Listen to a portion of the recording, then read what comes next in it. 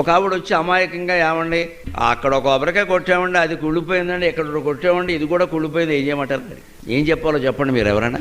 నాకు జాలేసింది నిజంగా. పెద్ద వయస్సు ఆవిడకి ఏదో మనసులో శంక ఉంది. అంటే పాపం ఆవిడకి బెంగ ఏమిటంటే ఈ కొబ్బరికాయ కుళ్ళిపోవడం అనేది మనకి జరగబోయే అశుభానికి ఏమన్నా సూచనేమో. ఎంత గుడ్డి నమ్మకం ఉండేది. మన జీవితం ఇంత చేస్తే కొబ్బరికాయ మీద ఆధారపడి ఉందా? ఇక్కడే ఎందుకు అని ఆలోచించాలి. కొబ్బరికాయ కుళ్ళిపోవడానికి నీ జీవితం కుళ్ళిపోవడానికి సంబంధం ఏంటి? ఎందుకు ఇలా ఆలోచిస్తున్నావు? పైగా మనం కొట్లో కొనేటప్పుడు దేవుడి కోసం అంటే మంచి కొబ్బరికాయ కొంటాం, కానీ కుళ్ళిపోయింది కొనమే. మనం కావాలని చిత్తశుద్ధితో దేవుడికి మంచి కొబ్బరికాయ కొట్టాలని మనం ప్రయత్నం చేసినప్పుడు అదేదో అనుకోకుండా లోపల కుళ్ళిపోతే మనమేం చేస్తామండి? అది అమ్మేవాడికి తెలుసా, మనకి తెలుసా? అలాగనే ఏమండి దేవుడికి తెలుసు కదండి, నా చేతికి మంచి కొబ్బరికాయ ఇచ్చేలా చేయొచ్చు కదండి. దేవుడికి వేరే పని ఏమి లేదా? నీ కొబ్బరికాయ లెక్కెట్టుకుంటూ కూర్చుంటాడా? అంచేతను మనం ఈ ఎందుకు అన్న ప్రశ్న వేస్తే ఈ ఆలోచన పక్కకి వెళ్ళిపోతుంది.